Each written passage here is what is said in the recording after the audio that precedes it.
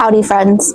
So today I have decided to finally sit down and film a spring summer book haul. The stack of books I have is by no means as large and in charge as my previous book haul of fall and wintertime. We slowed our roll a little bit. That being said, I still think it's definitely probably more than the average person is bringing in over the course of a few months. So as always, my disclaimer on my book hauls is that if you want someone that's going to go super in depth about the plot of each and every book they're holding up, that's not what I'm doing here. I am simply telling you the plots of the ones I know. I might glaze over the back to give you a little bit of a rundown of some of them, but in a lot of cases, I just buy books for the vibes, or they come in a book box and I didn't necessarily know even what they were when I was going to get them.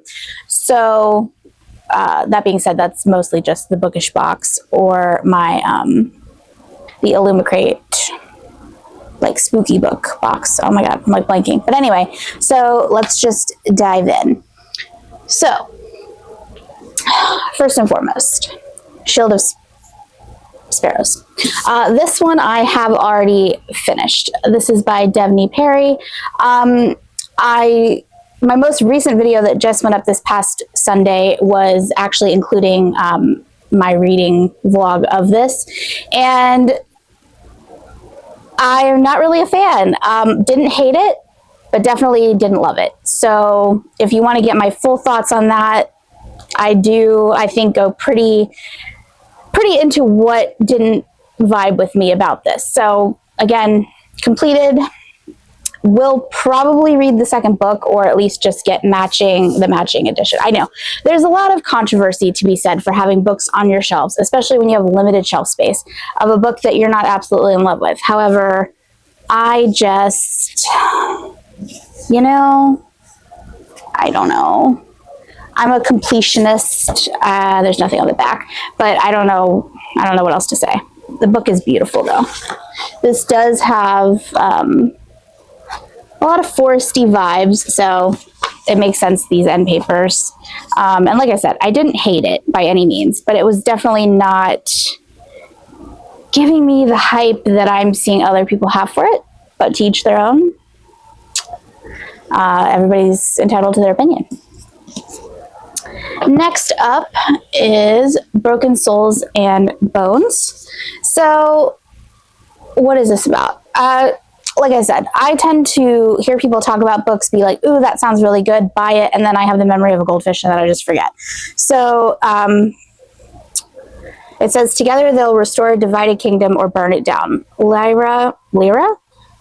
Ian intended to live a quiet life to avoid the attention of the magic-obsessed king in the fortress of Stonegate until Rourke Ashwood, the prince's silent guard and rumored killer for the crown, invades her village and uncovers the truth behind the silver scars in her eyes. To save her best friend from death, Lyra is forced to reveal her abilities and is immediately claimed by the crown as the next Melder.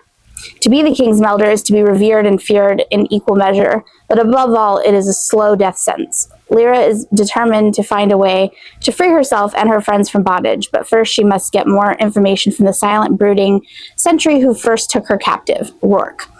There's more to the back of this, but, for the sake of time, I'm not going to read more than that. I have heard this is really good. I've heard good stuff about it, so I am excited to read this. This is by L.J. Andrews. Let's see. These are the end papers, and it's just a printed hardback, which I wish they would make more of these. I hate dust jackets so much. They're just so fragile. They're such fragile little beings. But yeah, I like this. I don't know. This is kind of unrelated, but I like the size of this book. It's a little bit smaller of a hardback, and like I said, really like that it's printed on there. Anyway, that's that one. Next is a bookish box edition, and I haven't even taken the plastic off of this yet. Actually, there's quite a few I didn't take the plastic off of. Fuck.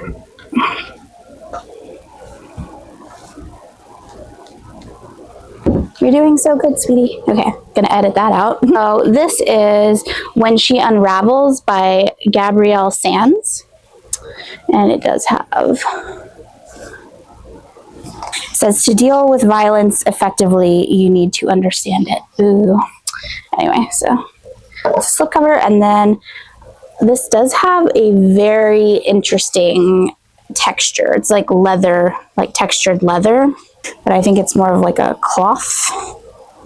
Anyway, okay, it says, love doesn't make us weak. It's the opposite. It shows us what we absolutely can't lose, what's worth dying for. Stay with me. You'll never have to fight another battle again. I'll fight them for you. I'll protect you. Okay. Anyway, so these are the sprayed edges. And then we have some end papers.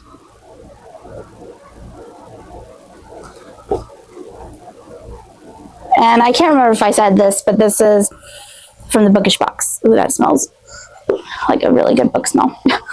Anyway, I have no idea what that's about. Let's do a little synopsis. Oh, it is available on Kindle Unlimited if you are interested. Anyway, okay, so plot, where's the plot? He's the most powerful man in Ibiza, and he'll do anything to make me his. I've been raised to be the perfect mafia wife, but when my marriage turns into a horrific nightmare, I have no choice but to leave everything behind and start a new life. I find myself alone in Ibiza, a place that swallows innocent girls like me alive. I'm robbed the day I arrive, left with nothing but a few euros and the clothes on my back. My desperation leads me right to Damiano de Rossi. He rules over this island with an iron fist, and beneath his strikingly handsome face lies a wicked darkness. I ask him for a job. He gives me far more than that: degradation, jealousy, and toe-curling lust. When my resistance to him is all but gone, a secret is revealed, and we fall apart like a house of cards. I know what I have to do: run. And I'll just leave it there. Okay, so it's a mafia romance. Clearly sounds like it's on the darker side. All right, not bad. Sounds suitably interesting. The next one I have is The Irresistible Urge to Fall for Your Enemy, which is by Bridget Knightley. So this is a Dramini fanfic being traditionally published, so it's lost its Harry Potter verbiage and been rewritten to be traditionally published. I don't really know what this is about necessarily. When Osric Mordaunt, member of the Fyron Order of Assassins, falls ill, he realizes he needs the expertise of a very specific healer. As fate would have it, that healer belongs to an enemy faction, the Halen Order. Hylan? Looks like Halen. Orion Fairharim, these names, and her fellow Hylan, I don't know, are inundated by sick children suffering from an outbreak of a previously long-forgotten pox. Unable to get the funding needed to launch an immunization program, the Halen Order is desperate for money, so desperate that when Osric breaks into their headquarters to bribe Orion to heal him, she is forced to accept. As Osric and Orion work together to solve not only his illness, but the mysterious reoccurrence of the pox, they find themselves ardently denying their attraction, which only fuels the tension between them. And it says this is book 1 in the dearly beloved duology. So yeah, that's what the dust jacket looks like. I thought for sure, this was a pre-order for me, I thought for sure I had the sprayed edge edition. That's not what arrived at my doorstep. And then I think I thought about sending it back and getting it, and I clearly just forgot about it. So there's nothing special about the naked hardback. And we do have some little designs on the end papers. And that's what we're working with there. I might still, maybe I'll try. I feel like I did go look at the edition that has the sprayed edges, and I just didn't really think it was that special. So I think I just decided to hold off. But anyway. And then this is, I believe, book 3 in this series. Does it say which book it is on the back? It doesn't. But this is a series that I've been picking up as they come out as pre-orders on Amazon. It is a little series with cute little sprayed edges, all the paperbacks, and this is called Demon with Benefits by Aurora Asher. I hauled the first 2 in this series in my last book haul, so this is the 3rd one, and It follows demon brothers. There's 5 of them. I wonder if they're like princes of hell or just demons. But anyway, point of the story being this is all of their romances as they go out into the world and find their ladies. So there's that. This I really picked up on a whim. I heard one person talk about this on its like release day, and then I was like, oh, okay. And I had taken, coincidentally, a trip to Barnes & Noble where I went a little ham one day. So this is Beautiful Things by Emily Rath. And Emily Rath, as far as I'm aware, writes hockey romances. I think she wrote Pucking Around. Is that what it was? Anyway, and so this is, I think, a Regency romance. It says at 22, Rosalie Harrow is unmarried and near destitute. She has 2 choices: snag a wealthy gentleman or take work as a governess. Neither option appeals to headstrong Rosalie, who sees both futures as a kind of cage. When Rosalie receives an invitation to Alcott Hall, she believes she's there to meet the Dowager Duchess of Norland, the mysterious childhood friend of her late mother. Instead, Rosalie is thrust into the middle of a house party of eligible high society ladies, all desperate to win the hand of the new conveniently single duke. The more Rosalie tries to avoid the husband hunt, the more she finds herself charmed by 3 very different men. There's Lord James, the duke's younger brother, who is the secret duke in all but name. Lieutenant Renly, recently returned from the West Indies and begrudgingly looking for a wife of his own, and the tempestuous Mr. Burke, who irks yet intrigues Rosalie to no end.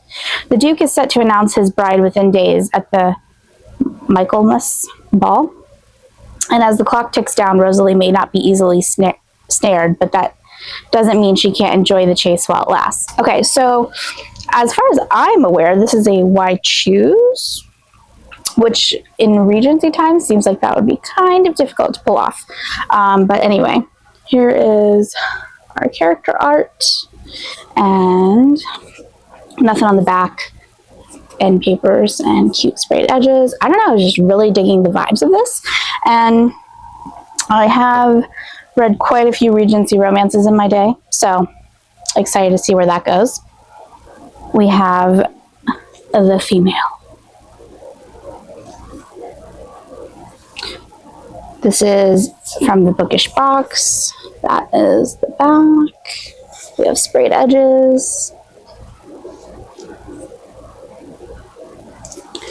And we do have a design on the hardback. They're all monsters, heartless, selfish monsters. Okay. It's got some foiling.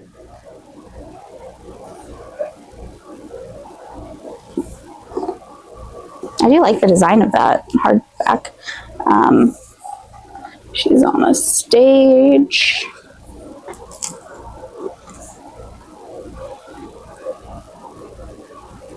I have no idea what this is about. It does have a reverse dust jacket, as I said.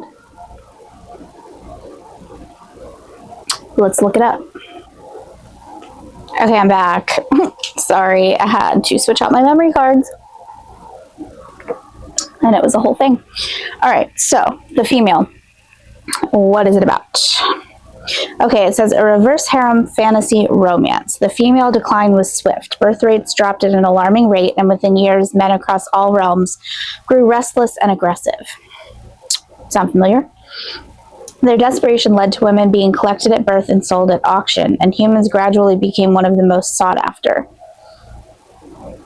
Parents began hiding their daughters, birthing and stowing their females underground in a desperate attempt to keep them safe. Charlotte is one of them. Hidden from the men who would tear her family apart to get to her, she has accepted that she'll live her entire life within the thick walls of her childhood home. When the human government permits a large-scale raid, Charlotte is one of the unlucky women caught. Forced out of hiding and thrown into the home of 3 powerful demons, Charlotte must learn how to stay alive in a world she's only experienced through stories from her parents. Okay, that seems like it might be a little traumatic. Anywho, that's what that's about. It is the Darkly bookish box, so you know, makes sense that it would be kind of dark. All right, let's see. Next, so same shopping trip as Beautiful Things. I picked up the House of Flame and Shadow paperback of the Barnes & Noble Special Edition to match my other two. Very exciting. I think these are beautiful editions. Still haven't read the series. When will I? Nobody knows. But I was always wondering, because when the artist did these, they were published, the first two were already out, and they did the first two covers. And I kept thinking to myself, they better make the third one so I can have a matching set. Here we go. So that's that. And then this is another traditionally published Hermione fanfic. So Rose in Chains by Julie Soto. That's what this looks like. And we do have sprayed edges. And let's see. Naked paperback is pretty unexciting, just some foiling. And end papers, just like a normal design. What is this one about? So the prophecy lied. Let's see. They were supposed to win this war. Instead, Brianny Rosewood watches shattered and grief-stricken as her brother is killed, her kingdom falls, and her home is overrun by their enemies. Now Evermore is no more, and Brienne is sold at an auction, prized only for her remarkable magic. But defeat isn't nearly as agonizing as being sold to Tovin, scion of the powerful and devious Hearst family. Because Brienne knows Tovin all too well from his merciless taunting all through school. Now he's grown into a man Brienne cannot ignore, silver-haired and impossibly unfairly beautiful. And while Tovin is most definitely her enemy, he's something else too, something unexpected. But in a world where magic can instantly crush a human heart and even thoughts can be stolen, there can be no such thing as love. Not for Brienne, a secret rebellion is... Or not for Brienne. Period. A secret rebellion is brewing, and she needs to find a way to escape her cage and join it. Yet, despite the horrors of her new world and the rules she must learn to play within it, all is not lost. Help and hope may yet arise from the most unlikely of places. Okay. So, you know, sounds very Hermione-esque. This book, okay.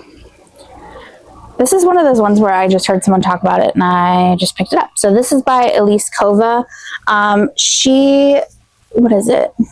Deal with the Elf King? A Deal with the Elf King? That I have that, never read it.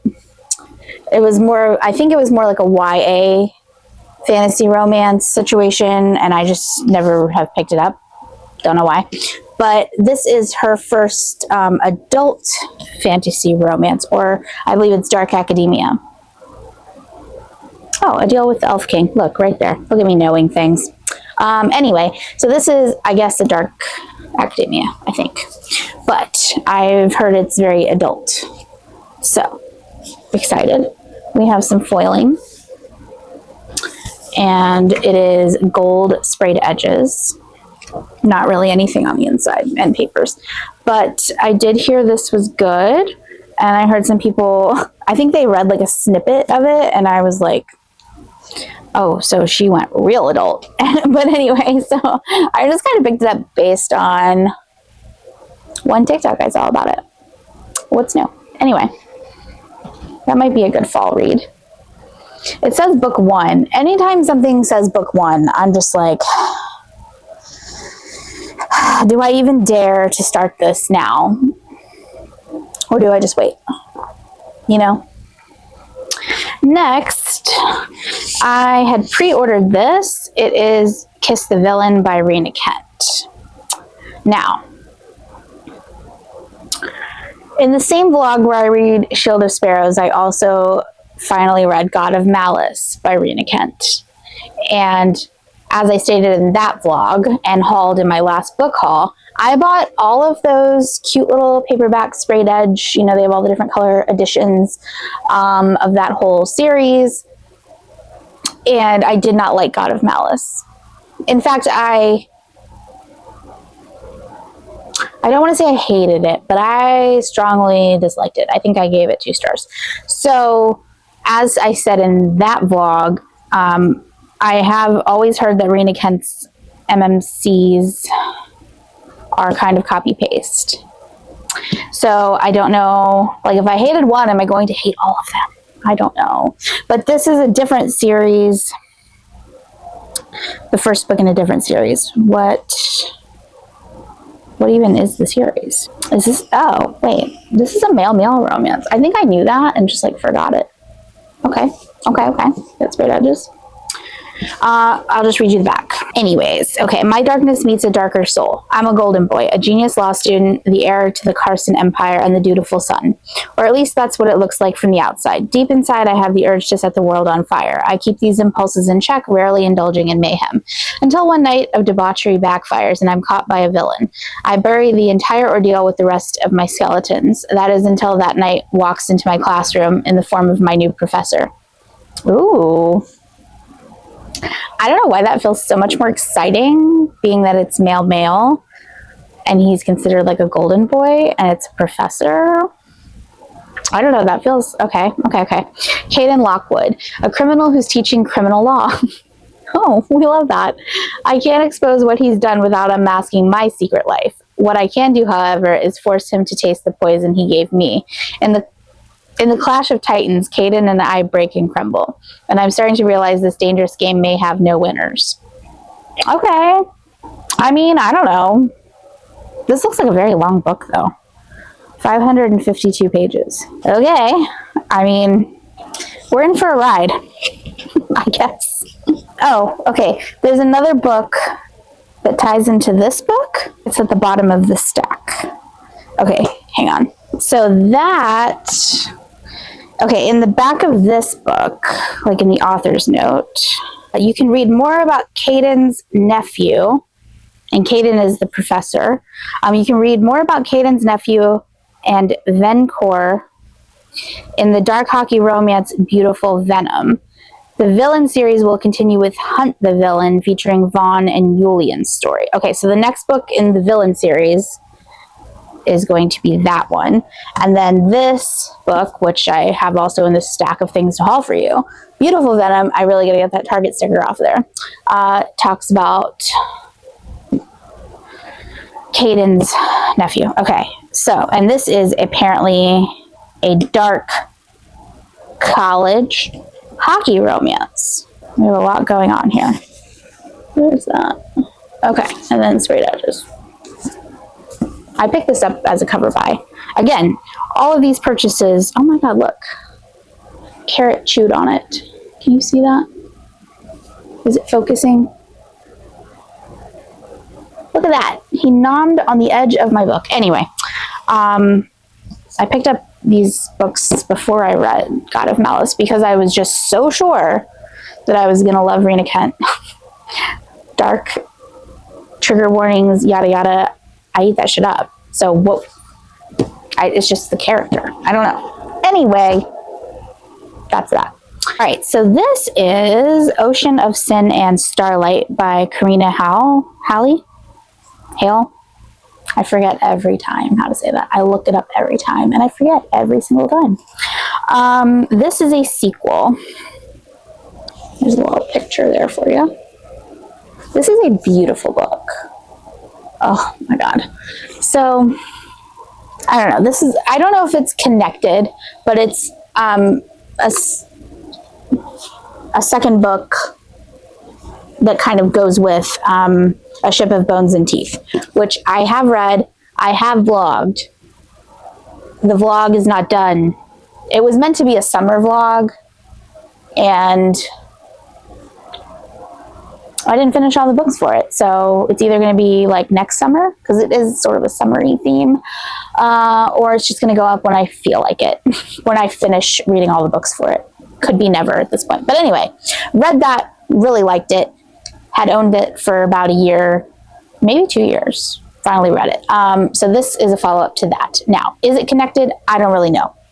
But I saw when I was reading that this had been released since I had bought that, and I was like, I need to read it. So It says, I wasn't always a monster. Once upon a time, I had a family, a home, dreams.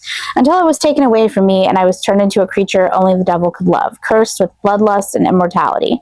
I spent a century in an isolated monastery for other heathens like me, learning to control my most monstrous impulses, becoming a man of faith so I could put my sins behind me. I was doing so well. I was almost human until I met her. Larimar, the tempting siren who made me forget my vows, who promised herself to me before she escaped my clutches.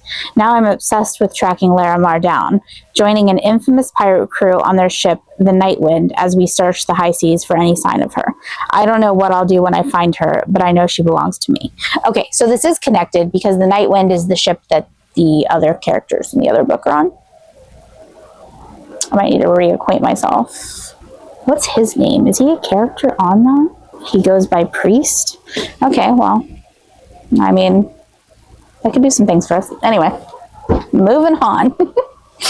So, this is, I feel like these next couple books, I feel like I'm not entirely sure if I had them at the time of my last book haul.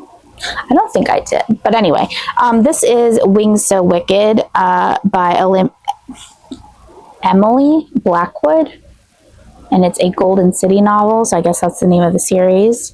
This is what this looks like. Just a normal edition. Hunter has fought for survival her entire life. Raised under Lord, the master of assassins in Midgrave, she has spent over 20 years learning to kill the blood-hungry, depraved vampires that lurk in the darkness. Hunter is the most lethal fae in the kingdom, which is why Lord chooses her to complete the next mission. Hunter must survive Moira Seminary and make it into the Golden City, the mysterious elite society of the few remaining angels and the magic fae who live in luxury with no crime, no poverty, and certainly no vampires. Only when she arrives at the academy, she's forced to room with Wolf, the terrifying fallen angel who happens to know her assassin identity. Determined to keep her head down in Moira, Hunter tries her best to ignore Wolf. Over time, though, he's not only become the only person she can lean on, but the one who might keep her alive through the life-threatening test to get into the Golden City. A Wolf and his Huntress, an academy designed to break them. Hunter will do anything to please the assassin master, but Wolf begins to test her in ways she never imagined. Is she strong enough to stick to the mission, or will new truths and alliances put everything at risk? Okay, so I do know that there is a second book out that goes with this that I have not bought yet, and also it has a third book that is not yet published. So that's that. So we have a little trials, little academy.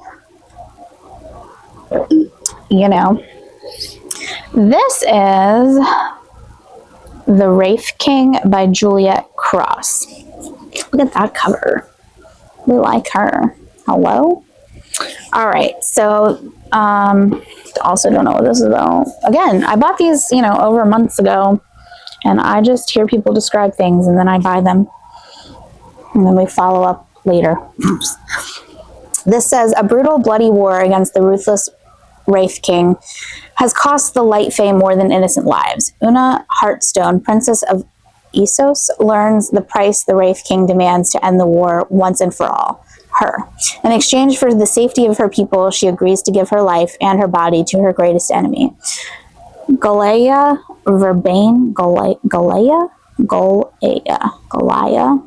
Verbane is determined to fulfill his destiny and his god's prophecy.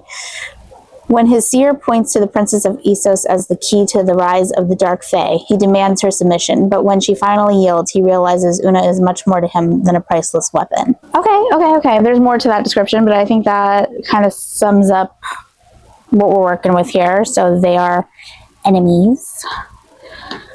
This is another book by Karina Hale. I'm going to second guess myself every time I say it. Grave Matter. Heard great things about this. It is, I believe, Dark Academia, yeah. Let's see. Aspiring mycologist Sydney Denick is getting a second chance when a dream opportunity presents itself with a prestigious foundation doing promising Alzheimer's research. Sydney leaves the shambles of her old life to join a dozen other grad students at an isolated lodge hidden away in the remote, fog-shrouded inlet on Vancouver Island. How funny. I just watched a video of a content creator I have watched forever talking about how she's moving to Vancouver Island. Anyway, but the Madrona Foundation harbors more than brilliant minds. Everyone around her is hiding a terrible secret, including the resident psychologist she's falling in love with. Ooh. A student disappears and no one but Sydney seems to care.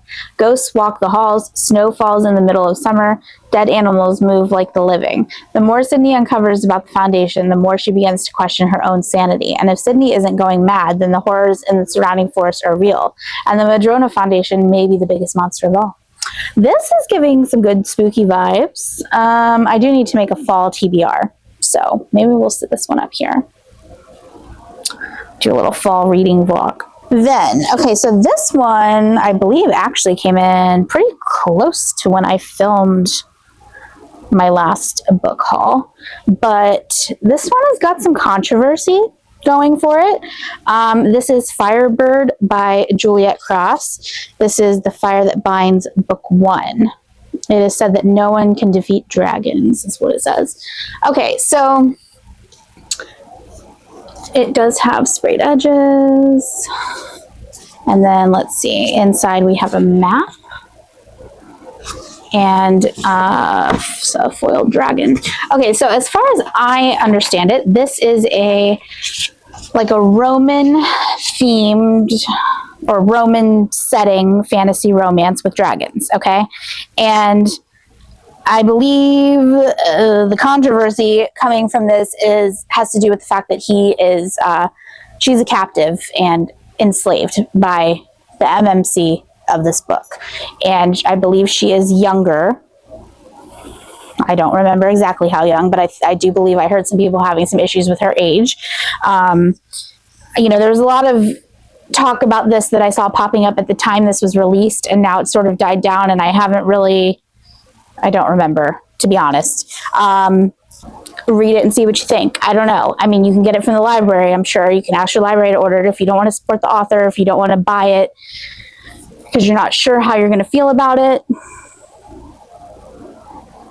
I don't know. The next book I have is The Conditions of Will by Jessa Hastings.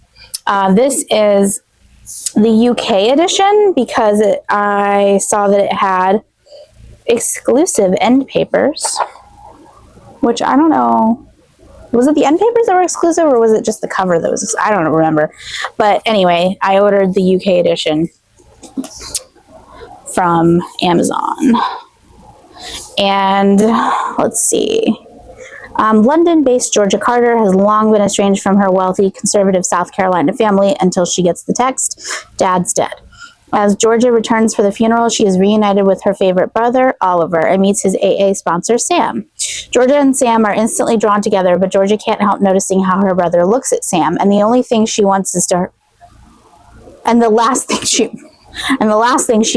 hurt her only real family. Tensions rise when their father's will reveals an inheritance to a mysterious stranger. To find out who, and more importantly why, Georgia, Oliver, and Sam set off on a road trip to uncover the truth about their father's life. As secrets both old and new threaten to push the Carters beyond breaking point, there are only so many cracks a damaged family can take before it shatters. I have heard that this was well liked and well received, so I'm intrigued to see where that one goes. The next one, I don't even know if I should talk about this, to be honest.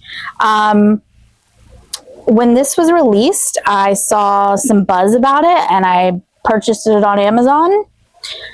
Still haven't read it. This is Beverly by Laura J. Robert.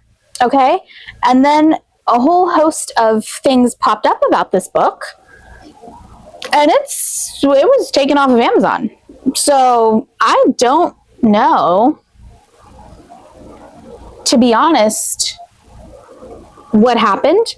And I don't even at this point really remember what the controversy was supposed to be.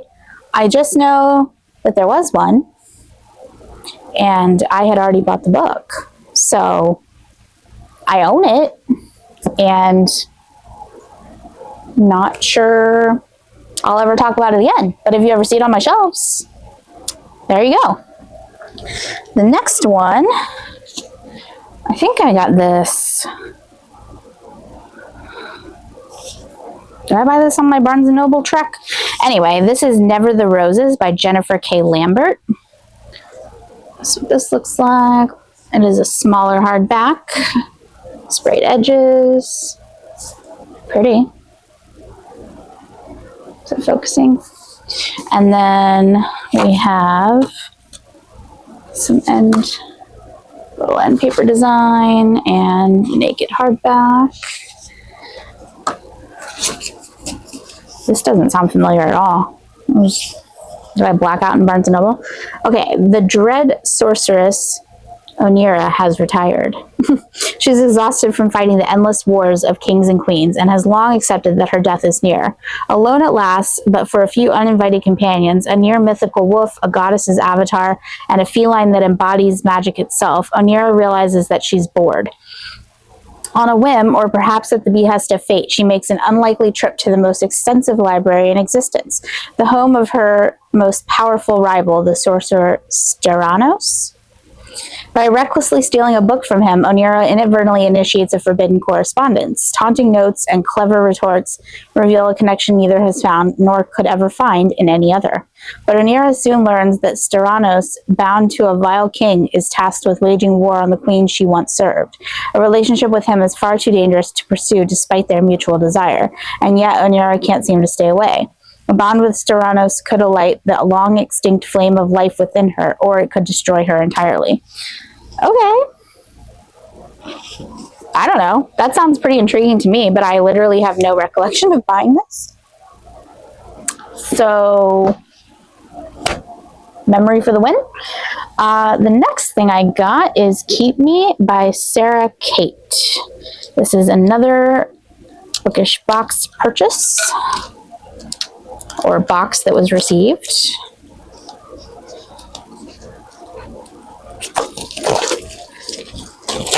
No. Okay, so we have foiled gold edges, and it looks like a little typewriter situation. This is the naked hardback, and it's gold foiling. The lighting is reflecting the rainbow. We got some end papers. Little spice. Okay, he's in a kilt. Okay. And then it does look like we have a reversible dust jacket here. Yep, okay. So, this is what it is about. Their marriage of convenience is anything but. All Killian Barclay wants is to be left the hell alone. He's had enough heartache to last a lifetime, and he has no more need for love, earning him the reputation of a broody Scot and eventually turning his famous ancestral home into a den of iniquity. Okay, Lacey. Oh, gosh. Come here this way, Mama. You're hurting my leg. Let's see. It doesn't take long for tales of his raunchy house parties to reach the rest of his family, though, inspiring them to hatch a plan to shake Killian out of his routine. New Yorker Sylvie Devereaux is tough as nails. As the daughter of a famous yet neglectful parent, she's grown a hard shell and keeps everyone at arm's length. So when she sneaks into Barclay Manor during a trip to Scotland to get a glimpse of a famous heirloom, she doesn't anticipate facing off against the brutish, maddening Highlander who lives there, and she certainly didn't expect to ever see the bastard again. Yet just weeks later, she's approached by Killian's family with a proposal: move to Scotland and marry Killian to improve his playboy reputation, and after 1 year, she'll walk away with $10 million. Sylvie agrees, even knowing that their plan is more deceptive than he realizes. But as she grows closer to Killian and the end of their year together, she has to decide, is the love of a good man with a dark soul worth keeping, or is she willing to break Killian's heart now that he's well and truly hers? Okay. I don't know about that one. I mean, obviously she's going to pick him, right? And then my most recent things that I have acquired, we have Alchemized by Sen Lin Yu. And this is, again, I don't know, people say this is a Draymond fanfic. I mean, it is, but I think it's a little deeper than what people tend to describe it as, from what I'm gathering. Anyway, we have some foiling on the naked hardback. We have a reversible dust jacket. Can you see? Okay.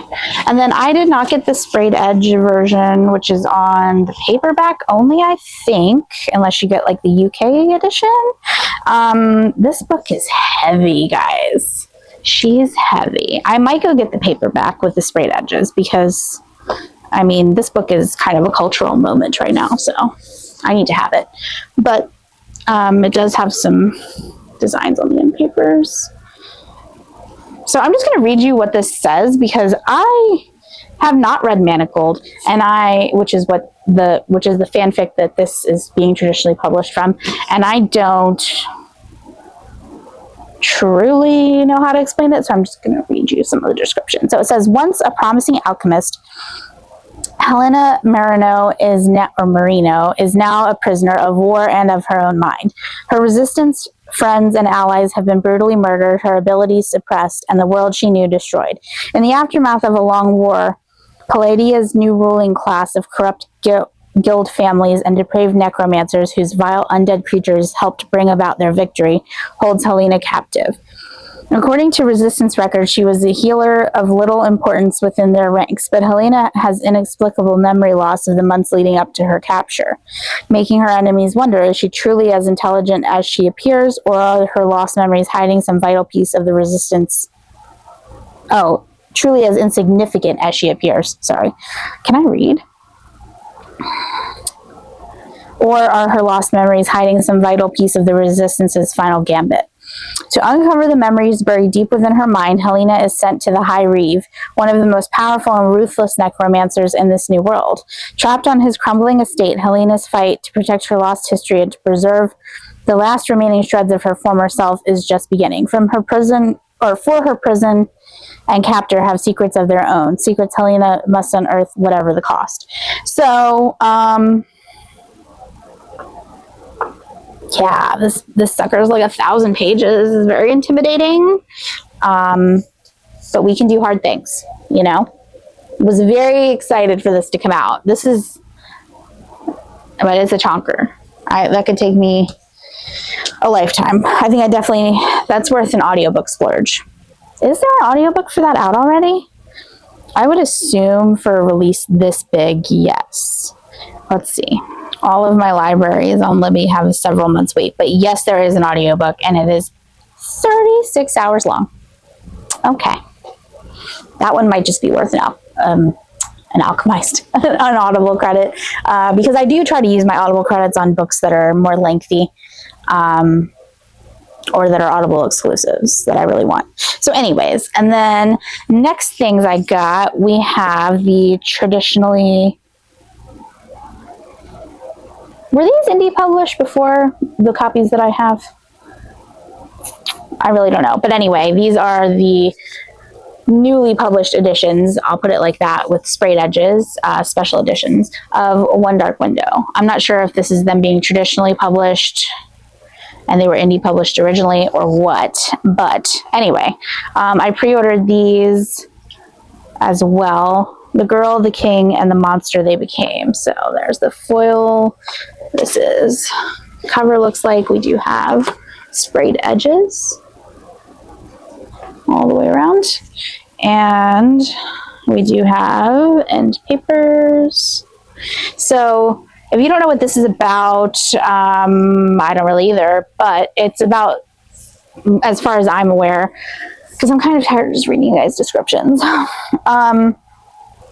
It's about tarot card magic, and I think she has kind of like a monster inside her head who like is able to take more control of her. She loses more of herself every time she uses her magic, and then I know the tarot cards play kind of a significant role. I think this is sort of a darker world. It's like a darker fantasy romance situation.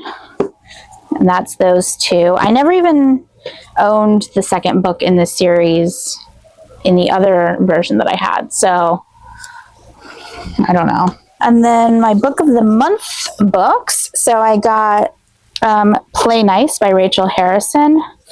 Home is Where the Horror Is. This is about, let's see, it's just waiting for you to come home. Cleo Louise Barnes leads a picture-perfect life as a stylist and influencer, but beneath a glossy veneer, she harbors a not-so-glamorous secret. She grew up in a haunted house. Well, not haunted, possessed. After Cleo's parents' messy divorce, her mother Alex moved Cleo and her sisters into a house occupied by a demon, or so Alex claimed. That's not what Cleo's sisters remember or what the courts determined when they stripped her of custody after she went off the deep end. But Alex was insistent. She even wrote a book about her experience in the house. After Alex's sudden death, the supposedly possessed house passes to Cleo and her sisters. Where her sisters see childhood trauma, Cleo sees an opportunity for house flipping content. As only an influencer could. Only as the home makeover process begins, Cleo discovers there might be some truth to her mother's claims.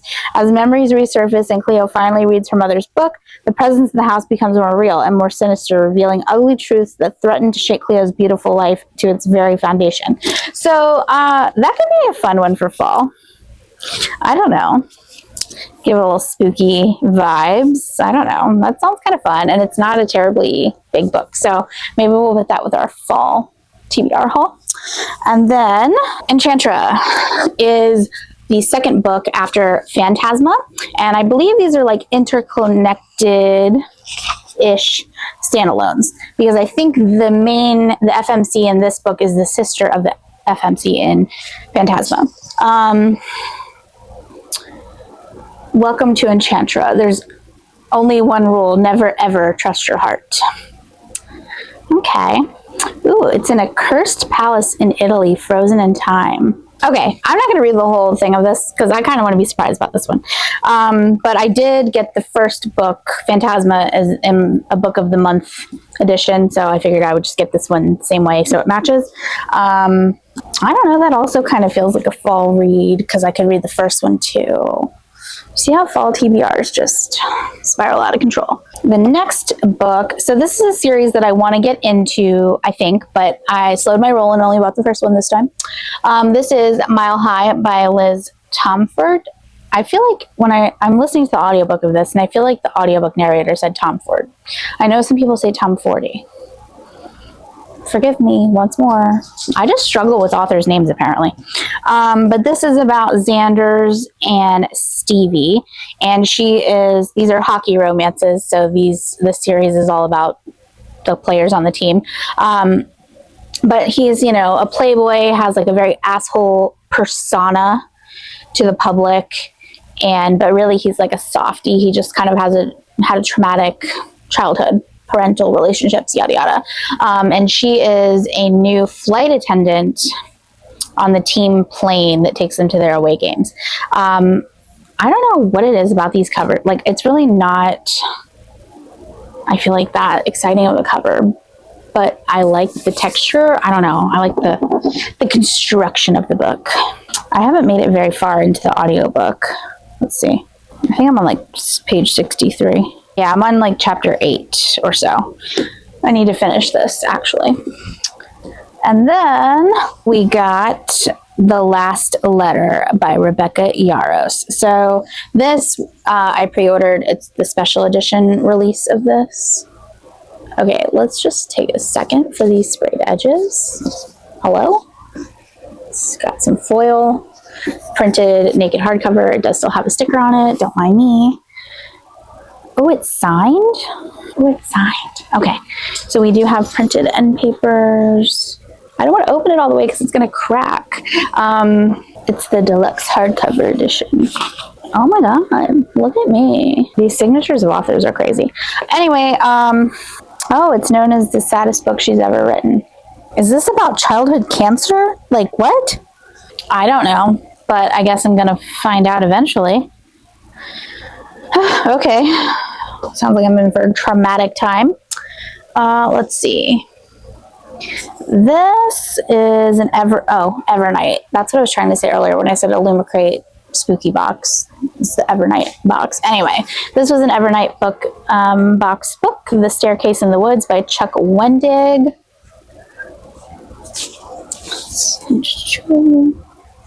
And we have some sprayed edges. They're looking a little spooky ooky. Okay.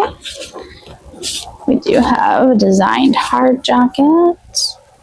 It's a pretty elaborate book cover here.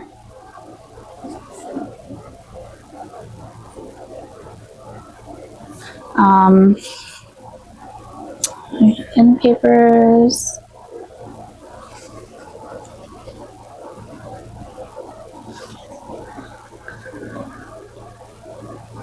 So, what's this one about? Okay, so I'm going to give you the very slender description. It says, on Friday, June 5th, 1998, 5 teenagers went into the woods surrounding High Chair Rocks in Bucks County, Pennsylvania. Only 4 of them came out. Okay. I feel like I did read a more in-depth description of this book at some point. I don't know. I did read the Book of Accidents that is also by Chuck Wendig. It was suitably spooky. I don't know if I'd consider it a favorite. You know what I mean? So this is called Hellfire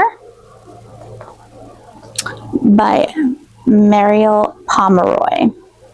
She'd burn with him and she'd enjoy it. Okay. What is that?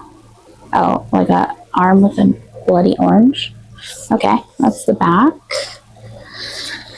This is actually a pretty cool looking book, I must say. So it's all gold foil on the naked hardback. This says, don't believe the truths told to you by the light. The brightness you're used to casts the most vicious of shadows.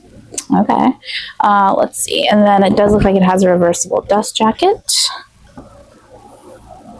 We're really into oranges, apparently. I mean, I'm okay with that. I don't know. Death's flower doesn't belong in the outside world. It belongs in mine. Okay, I don't know. Let's find out what this is about. Also on Kindle Unlimited if you're interested.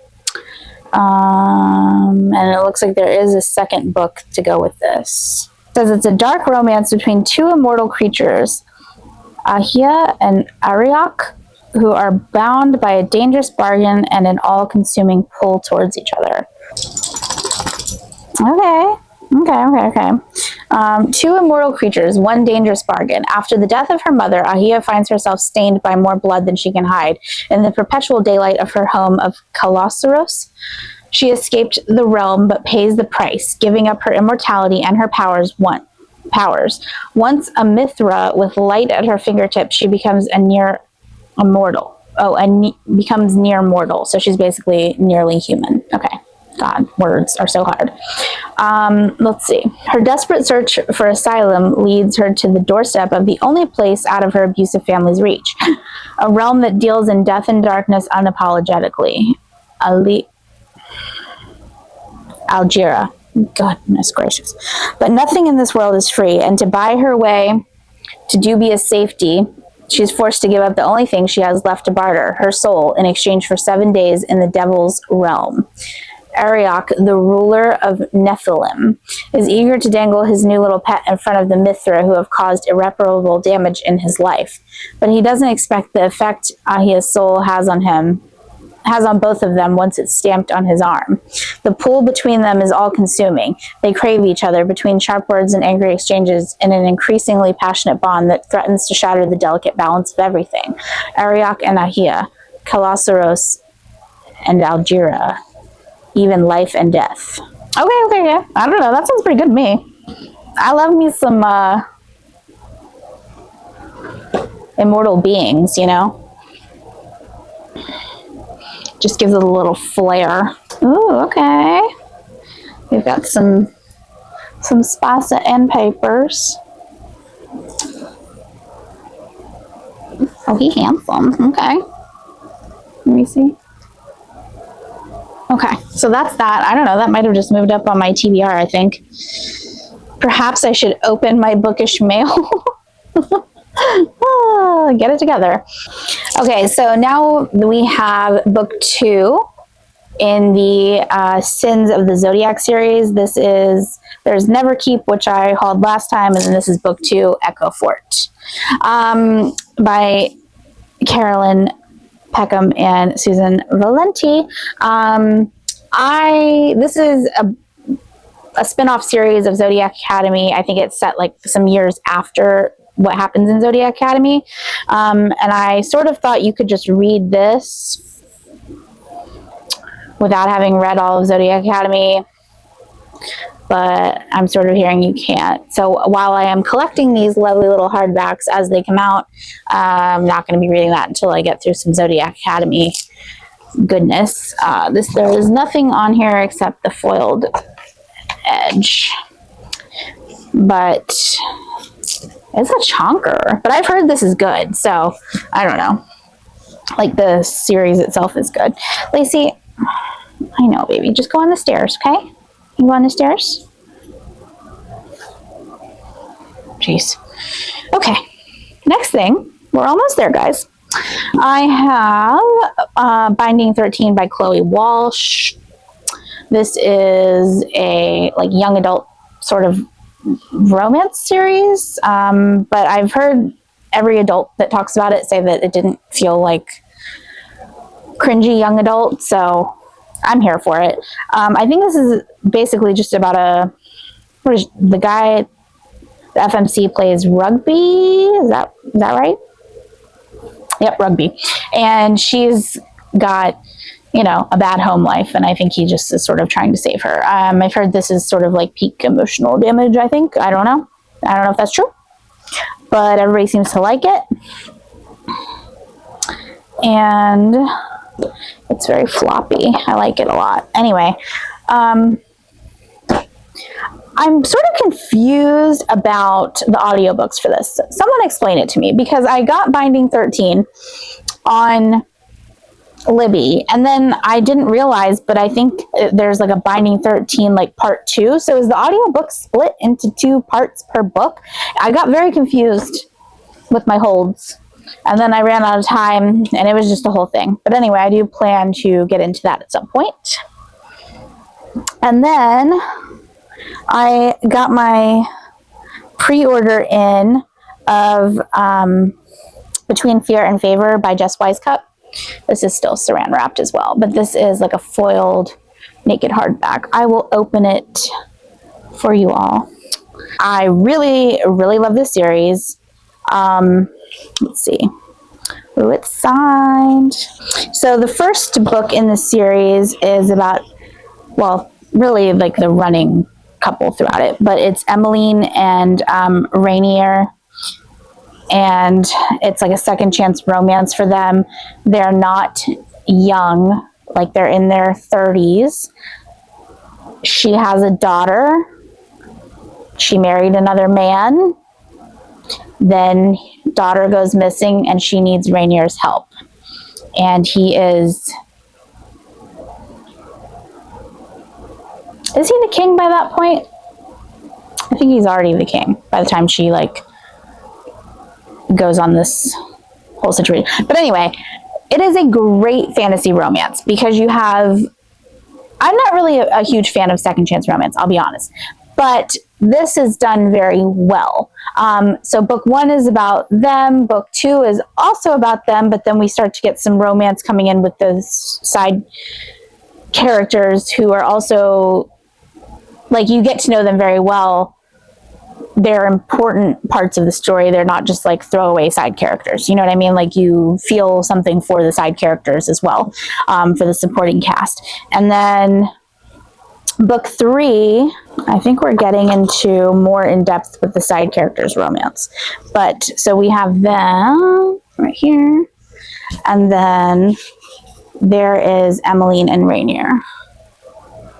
Spicing it up. Okay. Yeah, that's like a character print that comes with the book. It was just inside of here, just living its little life. It is a very well-developed world. These are dense books. There's emotional consequences for things that happen. Like, these are very well written. 10 out of 10 would recommend this series. So that's book 3. So I can't really go into what specifically book 3 is about, but you get it. And then we have 3 Shattered Souls by May Corland. another pre-order as I am collecting this series as it comes out. Sprayed Edges. Haven't read book 1 or book 2, but apparently I'm just collecting them like Pokemon. Let's see, there's that.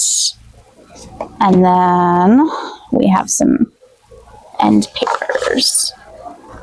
I'm going to be so honest, I can't tell you what the series is about at all, and I don't... Oh, there's some bubbling on the end paper where it's on here. Are they not making books like they used to? Are they putting more effort into the sprayed edges and less effort into the actual construction? Anyway, let's see.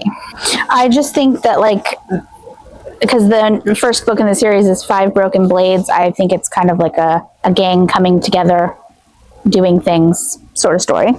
I don't know if there's romance in it or not, I'll be so honest. I'm not really sure. And then I have one last book for you. Oh. It's the special edition from Bookish Box of Firebird, which we have already discussed. Okay, well, I have 2 editions of this book then. I know I did pre-order, like the first one I had was a pre-order on Amazon, and I don't think, obviously, I realized that the Bookish Box was going to do an edition at the time. But this is the reverse dust jacket. And this is the naked hardback.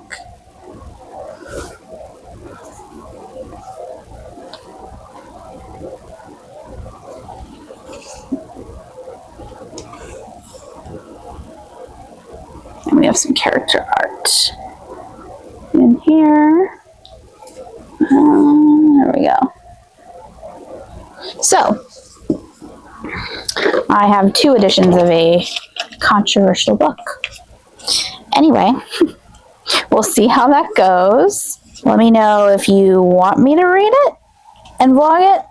I pretty much just vlog everything I read at this point, but, you know, some topics maybe we just shouldn't throw out into the universe. So yes, that is my haul of books that I accumulated over the spring and summer. And we are now in late September. Oh my God, where did September go? Like, honestly, really, where did it go? I haven't read one spooky thing. I haven't been reading, to be honest. But anyway, thanks for watching. If you made it to the end of this, leave me a moon emoji for Hellfire, because I think out of everything, this might be the one I'm most excited to read first. And didn't even really know what I owned. So, okay, anyway, yeah, leave that if you get to the end of this, if you watched it, if anyone out there is watching. And thank you so much for sticking with me, and I will catch you in the next reading vlog. Bye-bye.